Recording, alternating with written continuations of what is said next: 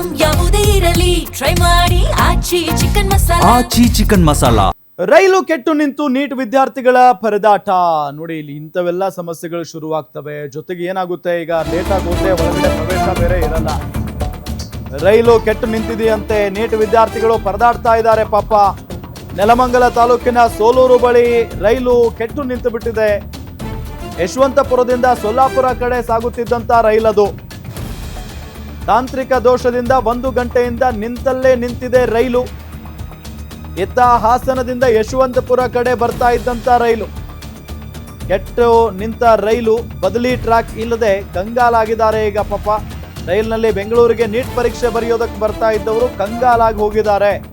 ರೈಲು ಬಿಟ್ಟು ಬದಲಿ ವ್ಯವಸ್ಥೆಯನ್ನ ಮಾಡಿಕೊಂಡು ಕೆಲವೊಂದಿಷ್ಟು ವಿದ್ಯಾರ್ಥಿಗಳು ಬರ್ತಾ ಇದ್ದಾರೆ. ಇನ್ನೊಂದಿಷ್ಟು ಜನ ನಮಗೆ ವ್ಯವಸ್ಥೆ ಮಾಡಿಕೊಡಿ ಅನ್ನೋ ನಿಟ್ಟಿನಲ್ಲಿ ಕೇಳ್ಕೊಳ್ತಾ ಇದ್ದಾರೆ. ಈ ರೀತಿಯಾಗಿ ಆದರೆ ಭಾಳ ಕಷ್ಟ ಆಗೋಗ್ಬಿಡುತ್ತೆ ಪಾಪ. ಇಂಥವ್ರಿಗೆಲ್ಲ ಅಕಸ್ಮಾತ್ ಆಗಿ ಲೇಟಾಗಿ ಬಂದರೂ ಕೂಡ ಅವ್ರಿಗೆ ಅವಕಾಶವನ್ನು ಮಾಡಿ ಕೊಡಬೇಕಾಗುತ್ತೆ.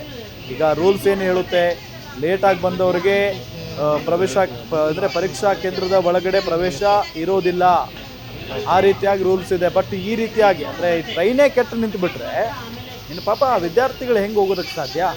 ಸೊ ಹಾಗಾಗಿನೇ ಅಂಥವ್ರಿಗೇನಾದರೂ ಅವಕಾಶ ಸಿಗುತ್ತಾ, ಅದು ಜೊತೆಗೆ ಅವ್ರಿಗೆ ಅಷ್ಟರೊಳಗೆ ಬೇರೆ ವ್ಯವಸ್ಥೆಯನ್ನು ಮಾಡ್ಕೊಂಡು ಹೋಗ್ಬೋದಾ ಅಂತ. ಯಾಕೆಂದರೆ ಇನ್ನೂ 1 ಗಂಟೆ ಅವಕಾಶ ಇದೆ, 2 ಗಂಟೆಗೆ ಶುರುವಾಗುತ್ತೆ ಪರೀಕ್ಷೆ.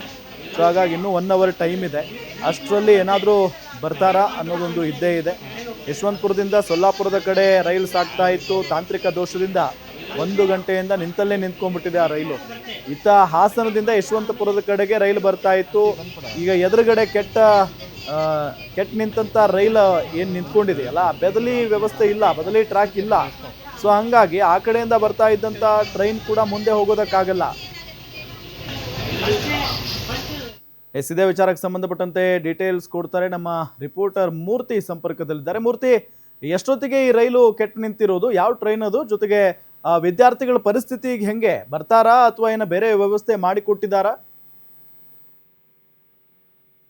ಬೆಳಗ್ಗೆ 9 ಗಂಟೆ ಸುಮಾರಿಗೆ ಏನ್ ನೀಟ್ ಪರೀಕ್ಷೆ ಬರೆಯಲು ಬರ್ತಿದ್ದಂತ ಬೆಂಗಳೂರತ್ತ ಪ್ರಯಾಣಿಸಿದಂತ ವಿದ್ಯಾರ್ಥಿಗಳು ಮತ್ತೆ ಇವ್ರ ಜೊತೆಗೆ ಪ್ರಯಾಣಿಕರು ಸಾಕಷ್ಟು ತೊಂದರೆಯಾಗಿ ಪರದಾಡಿರಂಥದ್ದು. ನೆಲಮಂಗಲ ತಾಲೂಕಿನ ಸೋಲೂರು ಸಮೀಪದಲ್ಲಿ ನಡೆದಿರಂಥದ್ದು.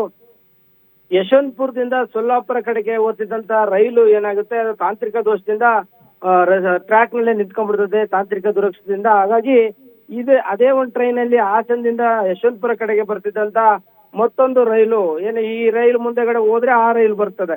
ಹಾಗಾಗಿ ಅದು ಟ್ರ್ಯಾಕ್ ಅಲ್ಲೇ ನಿಂತಿರೋದ್ರಿಂದ ಸಾಕಷ್ಟು ಇದಾಗಿ ತಡೆಯಾಗಿ ಸುಮಾರು ಸತತವಾಗಿ 1 ಗಂಟೆಗಳ ಕಾಲ ಹೆಚ್ಚಾಗಿ ಸಂಚಾರಕ್ಕೆ ವ್ಯತ್ಯಯ ಉಂಟಾಗಿತ್ತು.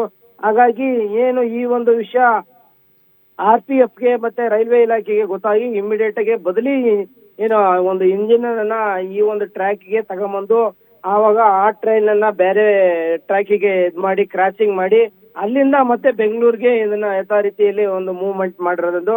ಹಾಗಾಗಿ 1 ಗಂಟೆಗಳ ಕಾಲ ಆ ಟ್ರ್ಯಾಕ್ ನಲ್ಲೇ ನಿಂತಿರೋದ್ರಿಂದ ವಿದ್ಯಾರ್ಥಿಗಳಿಗೆ CET ಬರೆಯೋದಕ್ಕೆ ಅಂತ ಬರ್ತಾ ಇದ್ರು. ಹಾಗಾಗಿ ಸಾಕಷ್ಟು ಇದಾಗಿರೋಂಥದ್ದು. ರಾಮ್, ಓಕೆ, ಥ್ಯಾಂಕ್ ಯು ತಮ್ಮೆಲ್ಲ ಮಾಹಿತಿಗಾಗಿ.